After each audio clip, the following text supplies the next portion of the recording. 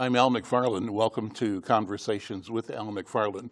This edition of Conversations with Al McFarlane is brought to you by Comcast, working to bridge the digital divide through Internet essentials and partnering with organizations across the Twin Cities to help make our region an even better place to live. We thank Comcast for their support. I want to continue a conversation with Brother Hussein Farah. He's the founder and executive director of New Vision Foundation.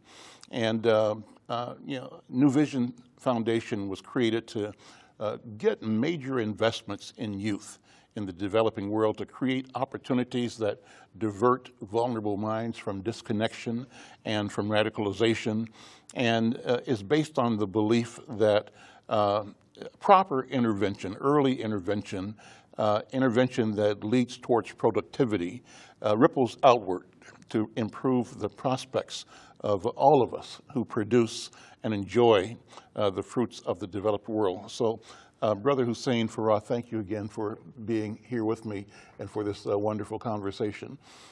Speak specifically about the technique, the mission and vision of the foundation, because you're working with public schools in Minneapolis and St. Paul. Yes. How does it work? So our mission is very simple, to create pathways of success. And the idea is, if we can go into these communities right now that 99% are not participating in the high-tech space, then we are going to be uplifting our communities from the bottom up. As we create these pathways of success, we go to middle schools and high schools and teach them coding as a platform. And coding can be multiple languages like HTML5, JavaScript, CSS.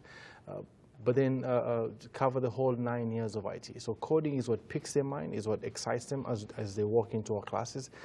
But by the end of the whole programming, we want to have given them a flavor of all the IT aspects of cybersecurity, database, infrastructure.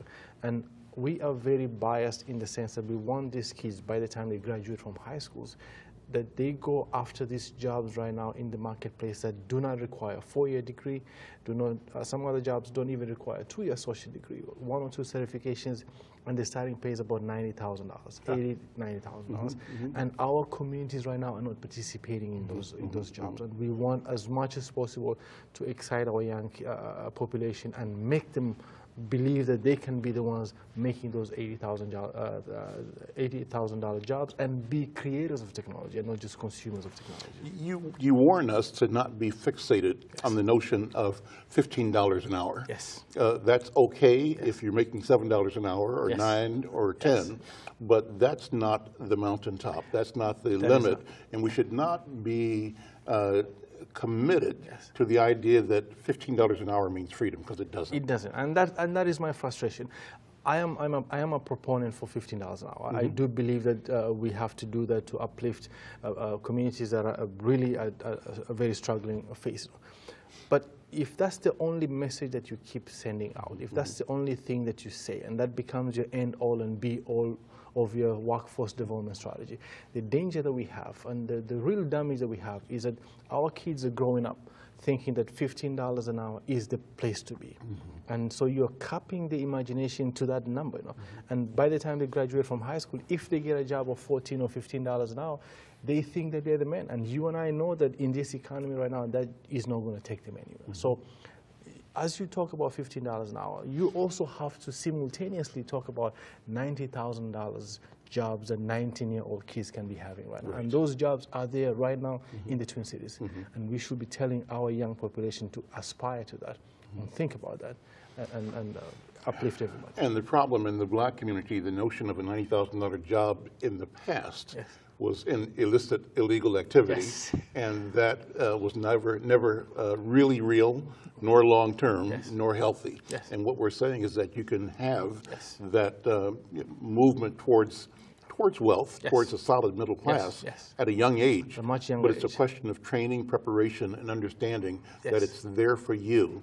You have to be aware of it, you have to have the knowledge, and then have the support. Access. Absolutely. And that's in a nutshell, that's the mission of New Vision Foundation. We go to our schools, the middle schools and high schools. We're in 8 schools right now in the Twin Cities, about 300 kids that are participating in our coding classes. And at a much younger age, basically tell them that message, that these jobs are there, and these jobs will keep coming. If you think about, and we spoke about this during our break, the Ubers and the Lyfts of the world are basically right now spending billions of dollars to come up with driverless cars. Those drivers right now are people that look like you and I. If those driverless cars hit the market, there will be no jobs for them. But at the same time, Uber and Lyft will need hundreds of coders to make sure that those driverless cars function. So you just have to think about displacement of this workforce and that workforce. But as a survival, we should be shifting towards the technology. And so what role, how do we develop the imagination in our people?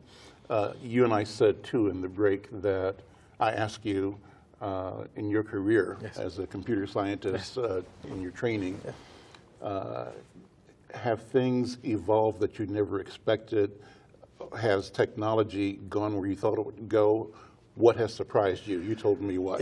Yes. I basically told you I am surprised every day, and I will continue to be surprised every day. That's the essence of technology.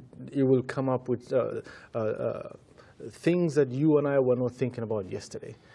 But that's part of the whole thing. We want our kids to just continuously imagine what is not there right now, and that's okay. You know, if you think about Snapchat 5 years ago, was not existing. Now everybody goes on for Snapchat, Instagram, WhatsApp, Facebook Messenger. You're making these international phone calls for free right now.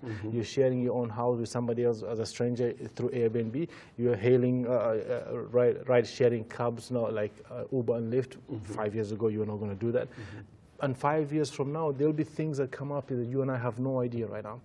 But that's the essence of technology, and that's the essence of us as a community embracing the unknowns and saying we will go with it. And so will there be ideas, how do we propagate, cultivate ideation within our cultures, in our community, within our children, so that what we cannot think about, what we have not discovered in our mind, but these young people will, that we want to free them. How do we do that? We do that by talking to them from a much younger age, and that's exactly what we're doing. The younger they are, the more they can have this message stick to them, and we continuously tell them that it is okay to dream big. It's okay to think of something that is not there right now. So expand imagination. So I'm a grandpa, right? I've got got several, but one that I'm close to a lot is my 4.5-year-old grandson, who loves his little computer. And so as elders, we say, how much is too much?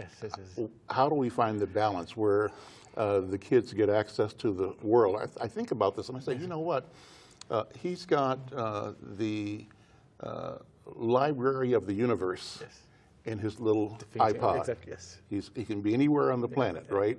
He simply needs guidance and direction, but access is phenomenal. How do we exploit that the right way for that child, the 5-year-old, the 3-year-old, so that they grow up not afraid and willing to venture properly into creating a new world that suits them, that also honors the legacy, the culture? What do you think? You do that by doing it in moderation. And so like anything else in life, too much of something is really poisonous. And so technology itself, you do not want your kid to be spending 12 hours a day on their gadgets, because that will deprive them of the other social interaction skills. But as you moderate that, you also have to create value in the sense of what exactly are they learning? What exactly are they adding in terms of specific skills, and not just going online for the sake of going online. My frustration is when you just give your child something and they do the same thing 12 hours a day, and only that. And you're really capping, again, the extent of thinking big, And so we need to come up with programming. We need to have partnerships. We are pushing right now Minneapolis Public Schools, St. Paul Public Schools to come up with coding as an in-school programming. We are now an after-school programming, which is, if you think about it, it should be in the school day, so that all the kids every day have access to that. Exactly. And do it in moderation, but do it in a very systematic and strategic way of adding value to the process, and not just being online for the sake of online. There's a lot of damage that can come, and as an IT guy, I should say this as well. Just being online does not mean you're doing something right.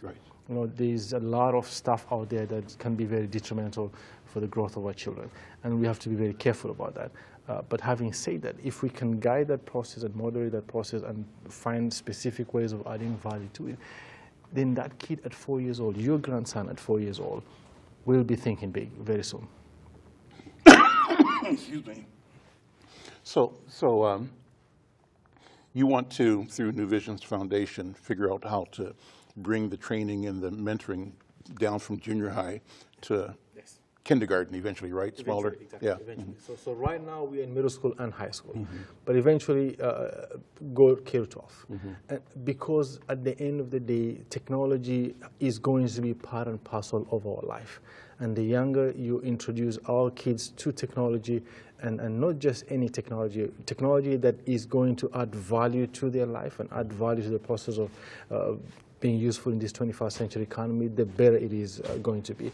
And we don't want just 1 or 2 or 3 classes. If we really are going to have an impact, it has to be scalable. It has to be in all schools, all our neighborhoods, everywhere. And then that is the only way we can make our populations have a chance of participating and enjoying this big pie out there. You use the words to prevent and divert vulnerable minds from disconnection and radicalization. What do you mean by that?